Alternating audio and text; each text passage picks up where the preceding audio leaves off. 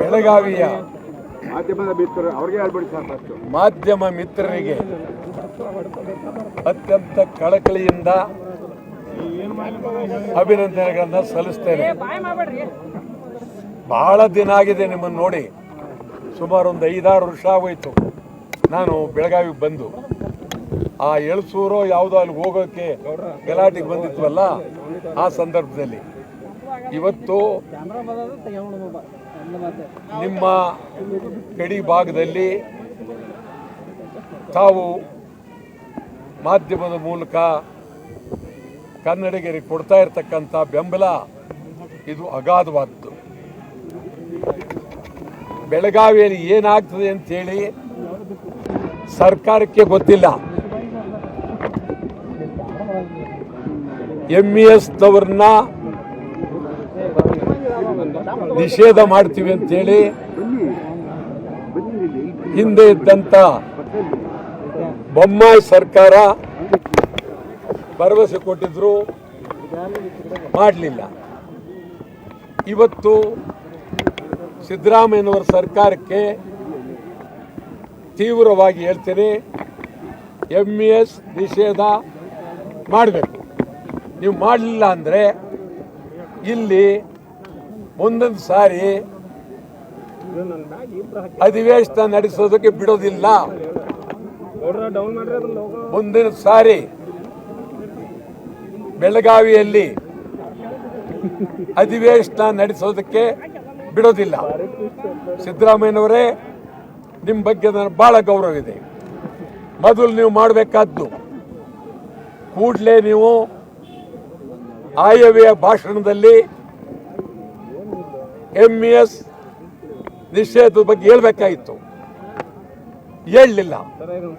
ಈಗ ನಾನು ಸರ್ಕಾರಕ್ಕೆ ತೀವ್ರವಾಗಿ ಹೇಳ್ತೀನಿ, ನೀವು MES ನಿಷೇಧ ಮಾಡದೇ ಇದ್ರೆ ಮುಂದೆ ಬೆಳಗಾವಿಯಲ್ಲಿ ಶಾಸನಸಭೆ ಬೇಕಾಗಿಲ್ಲ. ನಿಮ್ಮ ಶಾಸನಸಭೆ ಕಟ್ಕೊಂಡು ಯಾರಿಗೆ ಬೇಕಾಗಿದೆ? ಪ್ರತಿ ಸಾರಿ ಶಾಸನಸಭೆ ಏನೇನು ಮಾತಾಡ್ತೀರಿ, ಹೋಗ್ತೀರಿ. ಗಡಿ ಭಾಗ ಇಲ್ಲ, ಉತ್ತರ ಕರ್ನಾಟಕ ಇಲ್ಲ, ಹೈದರಾಬಾದ್ ಕರ್ನಾಟಕ ಇಲ್ಲ. ಇದು ಒಳ್ಳೆಯದಲ್ಲ, ಸ್ಪಷ್ಟವಾಗಿ ಹೇಳಿದ್ದೇನೆ.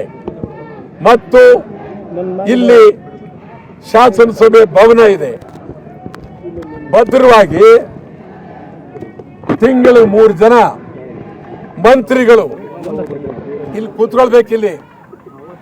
ಪರಿಸ್ಥಿತಿ ಅನ್ನುತ್ತ ನೋಡಬೇಕು. ಬೆಳಗಾವಿಯ ಎಲ್ಲ ರಾಜಕಾರಣಿಗಳು, ಎಲ್ಲ ಪಕ್ಷದ ರಾಜಕಾರಣಿಗಳು ಮರಾಠಿಗಳ ಏಜೆಂಟ್ರಾಗಿದ್ದಾರೆ, ಮರಾಠಿಗಳ ಬೆಂಬಲಿತರಾಗಿದ್ದಾರೆ. ಮರಾಠಿಯವರ ವೋಟ್ಗಾಗಿ ಇಡೀ ತಮ್ಮ ಅಸ್ತಿತ್ವವನ್ನೇ ಮಾಡಿಕೊಂಡಿದ್ದಾರೆ. ಇದು ಅತ್ಯಂತ ಭಯಾನಕವಾದಂಥ ವಿಚಾರ. ಬೆಳಗಾವಿಯಲ್ಲಿ MES ಮಹಾರಾಷ್ಟ್ರ ಏಕೀಕರಣ ಸಮಿತಿ ಬೆಳಗಾವಿಗೆ ಬೇಡ.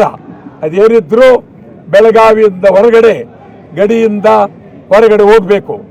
ಮತ್ತು ಈ ಬಂದು ಕರ್ನಾಟಕ ಬಂದ್, ಅಖಂಡ ಕರ್ನಾಟಕ ಬಂದ್ 22 ಅಖಂಡ ಕರ್ನಾಟಕ ಬಂದ್ ಬೆಳಗಾವಿಗಾಗಿ, ಅಖಂಡ ಕರ್ನಾಟಕ ಬಂದ್ ಬೆಳಗಾವಿಗಾಗಿ, ಅಖಂಡ ಕರ್ನಾಟಕ ಬಂದ್ MES ನಿಷೇಧಕ್ಕಾಗಿ, ಅಖಂಡ ಕರ್ನಾಟಕ ಬಂದ್ ಮಹದಾಯಿಗಾಗಿ, ಅಖಂಡ ಕರ್ನಾಟಕ ಬಂದ್ ಕರ್ನಾಟಕದ ಅಭಿವೃದ್ಧಿಗಾಗಿ, ಉತ್ತರ ಕರ್ನಾಟಕದ ಅಭಿವೃದ್ಧಿಗಾಗಿ, ಹೈದರಾಬಾದ್ ಕರ್ನಾಟಕದ ಅಭಿವೃದ್ಧಿಗಾಗಿ, ಮೇಕೆದಾಟಿಗಾಗಿ ಬಹಳ ಅನೇಕ ಬೇಡಿಕೆಗಳಿಟ್ಟು ಅಖಂಡ ಕರ್ನಾಟಕ ಬಂದ್ ಇದರಲ್ಲಿ ಚಾಲಕರಿಗೆ ಹೊಡೆದಿದ್ದಾರೆ.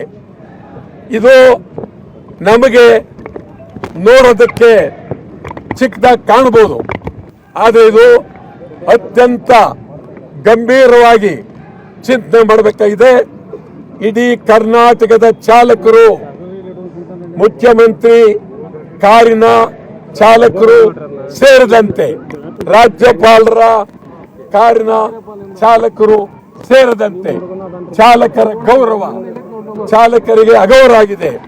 ಚಾಲಕರ ಶಕ್ತಿ ಪ್ರದರ್ಶನ, ಚಾಲಕರಿಗಾಗಿ 22ನೇ ತಾರೀಕು ಬಂದ್.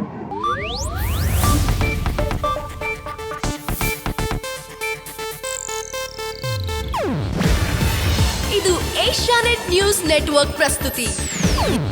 ನೀವು ನೋಡ್ತಿದ್ದೀರಾ ಏಷ್ಯಾನೆಟ್ ಸುವರ್ಣ ನ್ಯೂಸ್.